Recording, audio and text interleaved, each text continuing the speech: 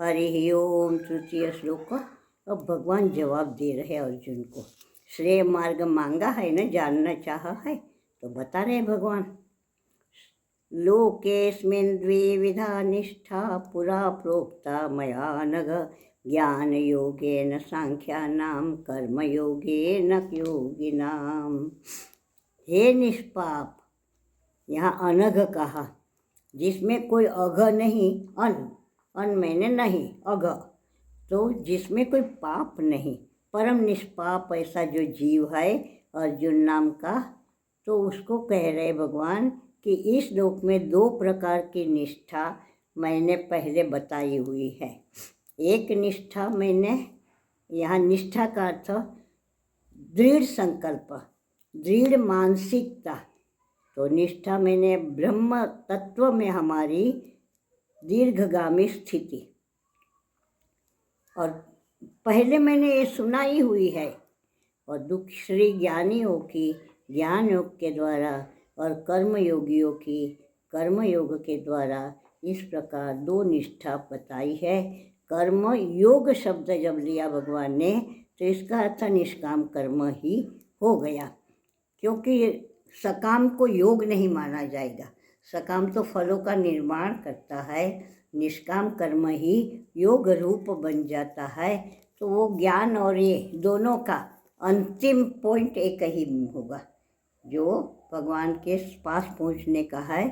तो इसमें ज्ञान योग हो या निष्काम कर्म हो, दोनों वहाँ जब पहुँचेगा, जब से यहाँ से बाजार के रास्ते से जावे या गंगा जी के रास्ते से, जब हर की पौड़ी पहुँचेगा जीव, तो उसका दर्शन एक ही होगा, उसके सुख की प्राप्ति, शांति की प्राप्ति एक ही होगी। मार्ग कुछ भी हो, तो भगवान ने अपने तरफ आने के लिए दो मार्ग बताया है, और इसके लिए भगवान ने निष्ठा शब्द बताया। सामान्य मान्यता नहीं चलेगी, निष्ठा बननी चाहिए तेरी, और निष्ठा बनाने के लिए मैंने दो मार्ग, दो रास्ते कहे हैं।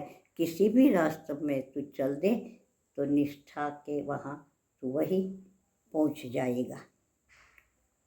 जीवन में कुछ भी कर्म करना है तो वो कर्म में हम इतना पहुँचे, या कोई विचार पे चलना है तो उस विचार में इतना हम पारगामी होते जावे कि हमारी वो बात निष्ठा रूप धारण करे।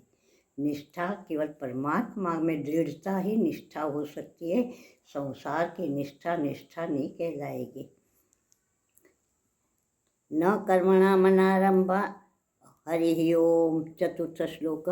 न कर्मणा मनारंभा नैष्कर्म्यं पुरुषोऽश्नुते, न च संन्यासनादेव सिद्धिं समधिगच्छति।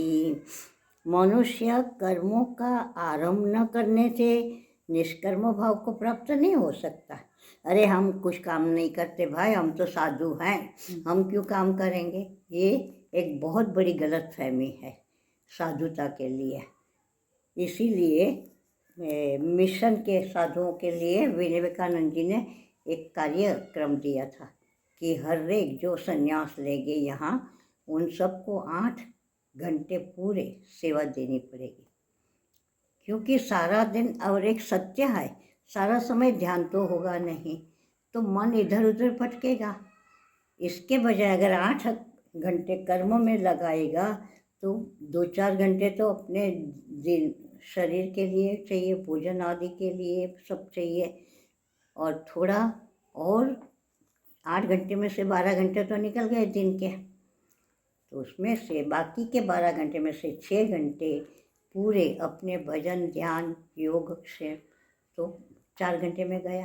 तो केवल भजन ध्यान के लिए पूरा का पूरा 6 घंटा देना साधु का एक परम कर्तव्य माना गया है। और उसके लिए भगवान ने ये सारी निष्ठा किस प्रकार बनेगी तुम्हारी, वो बताते हैं कि कर्म छोड़ देने से तुम निष्कर्म वाले नहीं हो जाओगे। कर्म छोड़ोगे नहीं तो तुम निष्कर्म्यता को प्राप्त कैसे होगे? समझोगे कैसे कि कामना सहित कर्म है कि कामना रहित कर्म है, परमात्मा की दिशा में ले जाने वाला कर्म है कि संसार में और अधोगति में गिराने वाला कर्म है? ये कैसे समझ पाएंगे कर्म किए बिना?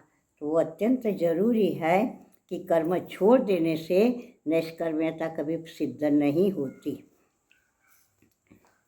और कर्म के साधनों से, कर्मों के त्याग से कभी भी कोई समाधि को प्राप्त नहीं कर सकता।